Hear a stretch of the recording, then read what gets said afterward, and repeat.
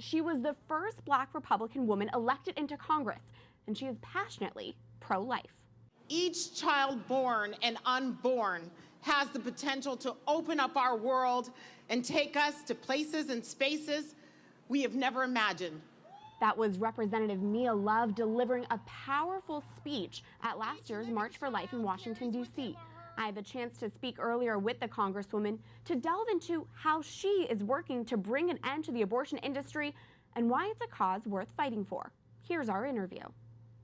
You were on the select congressional panel investigating Planned Parenthood. It's been over a year since the panel published its final report. What progress has been made since your investigation's findings? Well, so far we've had one prosecution in the state of California and 15 different referrals of companies that were illegally selling baby fetal tissues for profit. And so those are the things that we have found.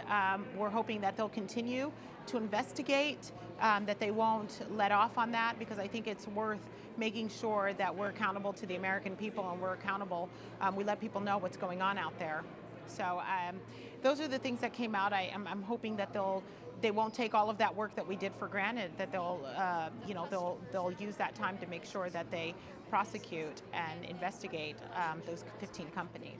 A big goal for the pro-life movement is to defund Planned Parenthood. I know it's something that you have called for. What is the biggest reason why you think Planned Parenthood should be defunded?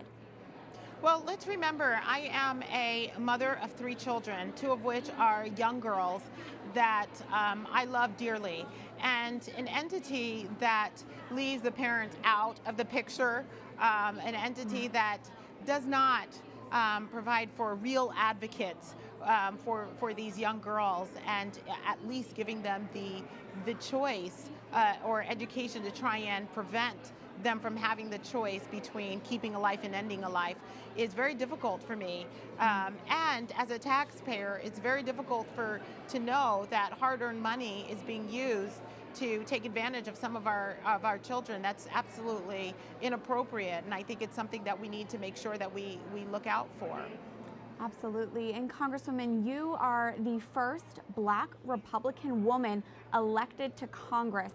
How do you spread the pro-life message specifically to the Black community, and why is that important? Look, I think it's, we need to make sure that we are treating our young, strong Black girls and ladies, we're empowering them. We're not treating them like victims, that we're doing everything we can to give them as many options in education as possible before they have to make a horrible choice between keeping a life and ending a life.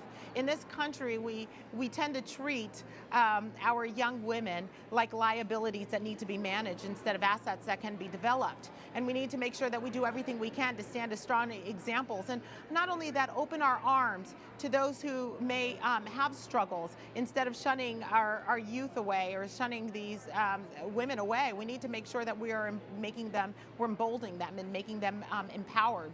And so those are the things that we need to do, especially in the Black community.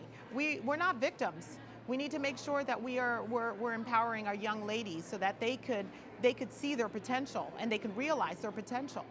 You gave an emotional speech at the March for Life last year with the message that we cannot accept abortion because we cannot accept, quote, what might have been. Can you tell us more what you meant by that?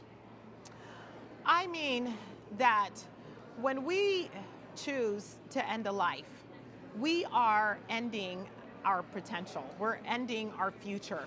That child could be a rocket scientist that sends the first person to Mars. That child could be a marine biologist. That child could be somebody who discovers a cure for cancer later, or even a teacher that helps a struggling student, or a mother that comforts and holds her babies. When we end a life, we're ending our future. We're ending our potential. So that's what I mean by that. Instead, we should be looking at what is and what is to come, and making sure that we're painting a bright future for our young ladies and our children all together, and making sure that we know that every time that we end a life, that we're actually ending our human potential. Representative Mia Love of Utah, thank you for your time. Thank you.